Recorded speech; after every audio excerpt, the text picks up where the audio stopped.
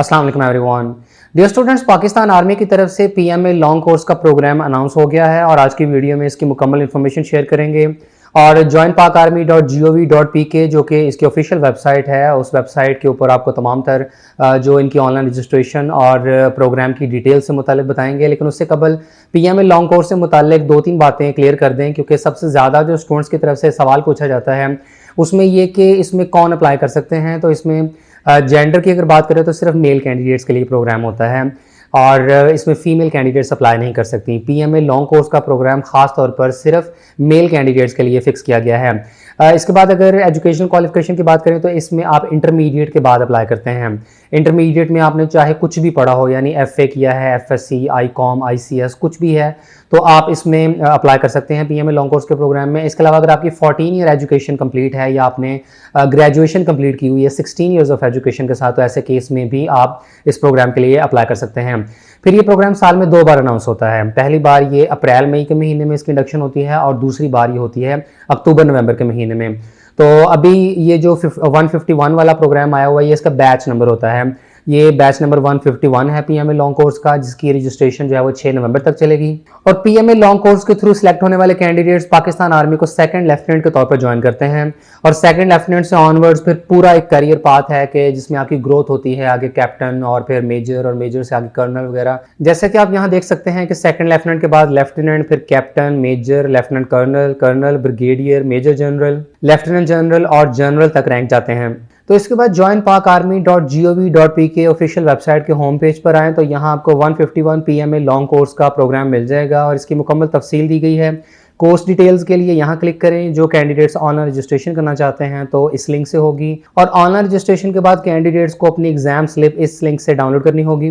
तो course details देखते हैं। तो सबसे पहले शेड्यूल की बात करें तो पीएमए लॉन्ग कोर्स के लिए रजिस्ट्रेशन 3 अक्टूबर से स्टार्ट हो चुकी है और रजिस्ट्रेशन की आखिरी तारीख 6 नवंबर है। प्रीलिमिनरी टेस्ट 11 नवंबर से 11 जनवरी 2023 तक कंडक्ट किए जाएंगे। जेंडर में सिर्फ मेल कैंडिडेट्स ही अप्लाई कर सकते हैं और मैरिटल स्टेटस में ये कि कैंडिडेट्स अनमैरिड हों।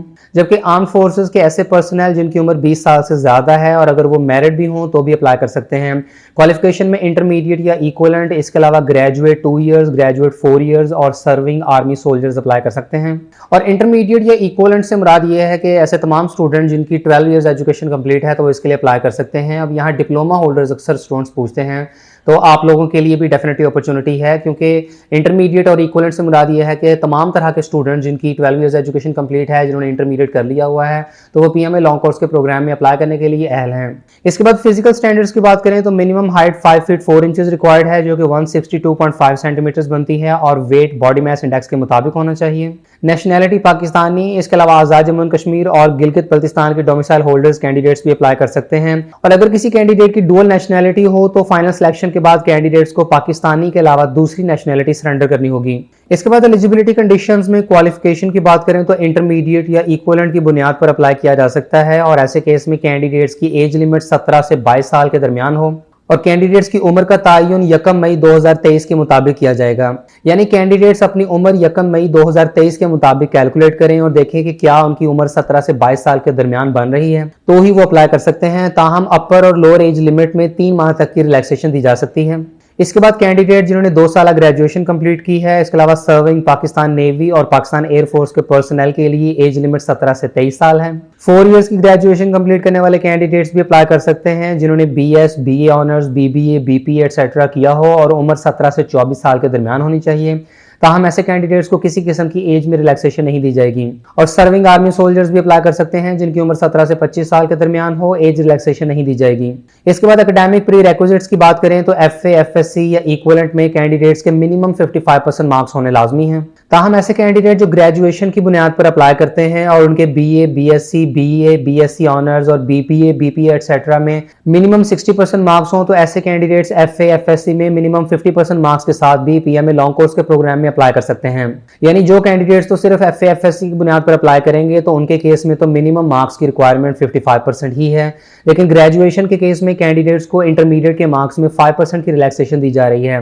इसके अलावा सर्विंग आर्मी सोल्जर्स के लिए भी जरूरी है कि उन्होंने FA, FSC या इक्विवेलेंट क्वालिफिकेशन में मिनिमम 50% नंबर हासिल किए हों। और मैट्रिक, इंटरमीडिएट, BA, BSc के ऐसे कैंडिडेट जिनको उनके मुतालिका बोर्ड या यूनिवर्सिटी की तरफ से अभी तक सर्टिफिकेट जारी नहीं किया गया और इनके पास डुप्लीकेट या रिवाइज्ड मार्कशीट अवेलेबल है, तो ऐसे केस में कैंडिडेट्स को मुतालिका बोर्ड या यूनिवर्सिटी के सेक्रेटरी या कंट्रोलर एग्जामिनेशन की तरफ से वेरिफिकेशन सर्टिफिकेट साइन करवाकर प्रेजेंट करना होगा।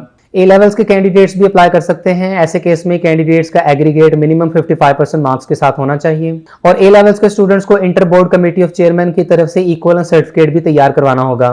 इसके बाद यहाँ कुछ ऐसी कंडीशंस मेंशन की गई हैं जिनके मुताबिक कैंडिडेट्स अप्लाई करने के लिए एलिजिबल नहीं होंगे। इन कैटेगरीज में शामिल हैं ऐसे स्टूडेंट जो ISSB से 2 बार रिजेक्ट हुए हों, ISSB से 2 बार स्क्रीन आउट हुए हों या ISSB में पिछले 4 महीनों यानी 120 दिनों में टेस्ट में अपीयर हुए हों। इसके अलावा government service including arm forces से डिसमिस, रिमूव या डिबार किए गए हों, कोर्ट ऑफ लॉ से कन्विक्ट हुए हों, अपील मेडिकल बोर्ड की तरफ से परमानेंटली अनफिट डिक्लेयर हुए हों या हेपेटाइटिस B एंड C की बुनियाद पर मेडिकली अनफिट डिक्लेयर हुए हों, आर्म फोर्सेस कॉलेज या इंस्टीट्यूशन से डिसिप्लिनरी ग्राउंड्स पर विड्रॉ हुए हों, किसी भी आर्म फोर्सेस ऑफिसर्स अकेडमी या ट्रेनिंग इंस्टीट्यूशन से किसी भी बुनियाद पर विड्रॉ, डिस्चार्ज या रिजाइन किया हो। इसके अलावा अपने किसी भी एकेडमिक सर्टिफिकेट में टेम्परिंग या फोर्जरी करने वाले कैंडिडेट्स को हर तरह की आर्म फोर्सेस से परमानेंटली इनएलिजिबल कंसीडर कर दिया जाएगा। इसके अलावा CMH या मिलिट्री हॉस्पिटल से ड्रग टेस्ट पॉजिटिव आने पर भी कैंडिडेट्स को इनएलिजिबल करार दे दिया जाएगा।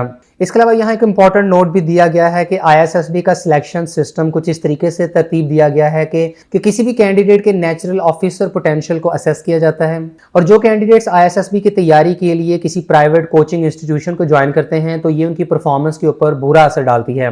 इसलिए पाकिस्तान आर्मी की तरफ से ये बताया जा रहा है कि अगर ये पता चल गया कि किसी भी कैंडिडेट ने किसी प्राइवेट कोचिंग सेंटर से अपने टेस्ट की तैयारी की है तो ऐसे केस में ऐसे कैंडिडेट्स को कमीशन के लिए इनएलिजिबल करार दे दिया जाएगा। इसलिए बेहतर यही है कि तमाम कैंडिडेट्स अपने नेचुरल पोटेंशियल की बुनियाद पर ही PMA लॉन्ग कोर्स के लिए अप्लाई करें और इसके लिए किसी भी किस्म की प्राइवेट एकेडमी से तैयारी हरगिज ना करें। इसके बाद जो कैंडिडेट्स हर तरह से अहल हैं और उनके अंदर किसी भी किस्म की इनएलिजिबिलिटी कंडीशन पाई नहीं जाती तो ऐसे केस में कैंडिडेट्स 2 तरीकों से रजिस्ट्रेशन कर सकते हैं।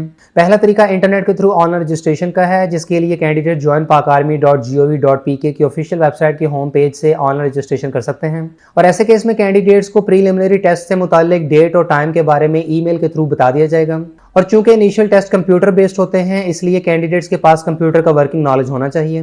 इसके अलावा दूसरा तरीका यह है कि कैंडिडेट्स अपने तमाम जरूरी डॉक्यूमेंट्स लेकर किसी भी करीबी आर्मी सिलेक्शन और रिक्रूटमेंट सेंटर जाकर मैनुअल रजिस्ट्रेशन कर सकते हैं। इन डॉक्यूमेंट्स में शामिल हैं ओरिजिनल सर्टिफिकेट या detailed marksheet of matric, FA, FSC या इक्विवेलेंट, 18 साल से ज्यादा उम्र के कैंडिडेट्स का CNIC, जबकि 18 साल से कम उम्र कैंडिडेट्स का कंप्यूटराइज्ड B फॉर्म और गार्डियंस का CNIC। ऊपर बताए गए डॉक्यूमेंट्स का एक अदद अटेस्टेड फोटोकॉपीज का सेट। इसके बाद प्रिंसिपल या क्लास 1 गजेटेड ऑफिसर से फ्रंट और बैक से तस्दीक शुदा 3 अदद पासपोर्ट साइज कलर फोटोग्राफ्स। इसके अलावा रिपीटर कैंडिडेट्स के लिए ISSB की तरफ से नॉट रिकमेंडेड का लेटर और पुराना CNIC कार्ड हरगिज एक्सेप्ट नहीं किया जाएगा। और रजिस्ट्रेशन के लिए कैंडिडेट्स के पास 3 अक्टूबर से 6 नवंबर तक का टाइम है। प्रीलिमिनरी टेस्ट 11 नवंबर से 11 जनवरी तक लिए जाएंगे।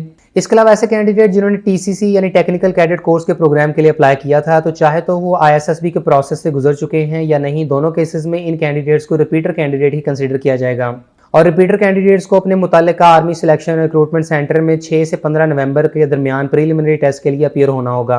और पाकिस्तान आर्मी की तरफ से ISSB यानी इंटर सर्विसेज सिलेक्शन बोर्ड के लिए मॉड्यूल बेस्ड सिलेक्शन की जाती है, जिसके लिए कैंडिडेट्स को तमाम सिलेक्शन प्रोसीजर को कंप्लीट करना होता है और हर स्टेप में कैंडिडेट्स के जितने भी मार्क्स ऐड होते जाएं तो तमाम टेस्ट की परफॉर्मेंस को देखते हुए कैंडिडेट्स की मॉड्यूल बेस्ड सिलेक्शन की जाती है और इनमें शामिल है सबसे पहले रिटन और इंटेलिजेंस टेस्ट, इसके बाद मेडिकल एग्जामिनेशन।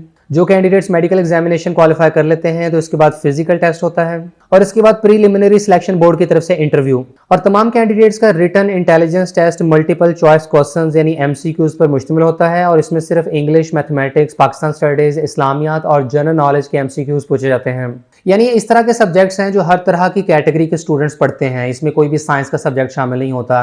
लिहाजा चाहे आपने FSC की है या चाहे आपने ICOM किया है, ICS किया है, ये A लेवल्स में जो भी सब्जेक्ट्स पढ़े हैं तो सब केसेस में आपका टेस्ट एक जैसा ही होता है। इसमें सिर्फ इन्हीं सब्जेक्ट्स के ही MCQs पूछे जाते हैं। फिर अक्सर स्टूडेंट से पूछते हैं कि इसका सिलेबस क्या होता है, तो इसका कोई पर्टिकुलर सिलेबस पाकिस्तान आर्मी की तरफ से जारी नहीं होता है, ताहम आप अपनी इंटरमीडिएट की टेक्स्ट बुक्स से ही इसकी प्रिपरेशन कंप्लीट करें। जनरल नॉलेज के केस में आप मार्केट से कोई अच्छी बुक परचेज कर सकते हैं। इसके बाद जो कैंडिडेट्स रिटन और इंटेलिजेंस टेस्ट को क्वालिफाई कर लेंगे तो उसके बाद ये फिजिकल और मेडिकल टेस्ट में अपीयर होंगे। फिजिकल टेस्ट में कैंडिडेट्स को 1.6 किलोमीटर की रनिंग 8 मिनटों में करनी होगी, जिसके टोटल 3 नंबर मिलेंगे। इसके बाद पुलअप्स की 3 रेपिटेशन 2 मिनट में, पुशअप्स की 15 रेपिटेशन 2 मिनट में और क्रंचेस की 20 रेपिटेशन 2 मिनट में करनी होंगी और इन तीनों स्टेप्स के 2-2 नंबर हैं। इसके बाद 7.4 फीट की डिच क्रॉसिंग करनी होगी, जिसका 1 नंबर है। और हर कैंडिडेट को ये तमाम टेस्ट कंप्लीट करने होंगे और अगर कोई कैंडिडेट फिजिकल टेस्ट का कोई एक भी इवेंट कंप्लीट नहीं कर पाता तो ऐसे केस में वो फिजिकल टेस्ट से डिस्क्वालीफाई कर दिया जाएगा। इसके बाद रिटन मेडिकल और फिजिकल टेस्ट क्वालिफाई करने वाले कैंडिडेट्स का SNROs की तरफ से इंटरव्यू लिया जाएगा। SNRO से मुराद सिलेक्शन एंड रिक्रूटमेंट ऑफिसर्स हैं और इसके अलावा साइकोलॉजिस्ट भी इंटरव्यू लेंगे।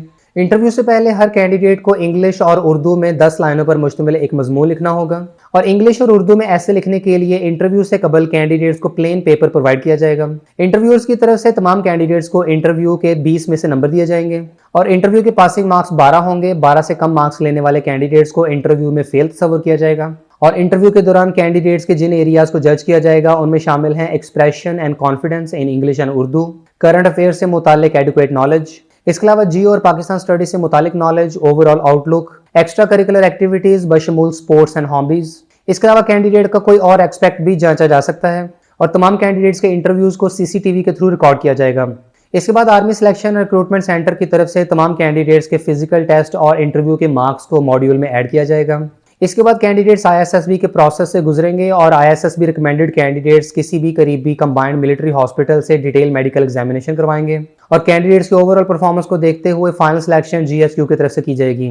और जो कैंडिडेट्स फाइनली सिलेक्ट होते हैं तो पाकिस्तान मिलिट्री एकेडमी की तरफ से 2 साल की ट्रेनिंग दी जाती है और 2 साल की मिलिट्री ट्रेनिंग के बाद ये कैंडिडेट्स पाकिस्तान आर्मी को सेकंड लेफ्टिनेंट के तौर पर ज्वाइन करते हैं और सेकंड लेफ्टिनेंट के तौर पर आर्मी को ज्वाइन करने के बाद कैंडिडेट्स का एक प्रॉपर कैरियर होता है और इनको इनफ सैलरी मिलती है और सैलरी के अलावा काफ़ी दीगर मराहत भी शामिल होती हैं। तो ओवरऑल ये एक अच्छी करियर अपॉर्चुनिटी है और तमाम ऐसे स्टूडेंट जो एलिजिबल हैं तो उन्हें लाजमी PMA लॉन्ग कोर्स में अप्लाई करना चाहिए और एक मरतबा अपनी किस्मत आजमानी चाहिए कि क्या वो पाकिस्तान आर्मी में ऑफिसर लेवल के ऊपर सेलेक्ट होते हैं या नहीं। इसके अलावा PMA लॉन्ग कोर्स के प्रोग्राम की रजिस्ट्रेशन या फर्दर इन्फॉर्मेशन और गाइडलाइन से मुतालिक आप किसी भी आर्मी सिलेक्शन और रिक्रूटमेंट सेंटर के कॉन्टैक्ट नंबर्स या एड्रेसेस के थ्रू रब्ता कर सकते हैं। joinpakarmy.gov.p के वेबसाइट पर पाकिस्तान के तमाम army selection and recruitment centres के कॉन्टैक्ट्स की मुकम्मल तफसील दी गई है।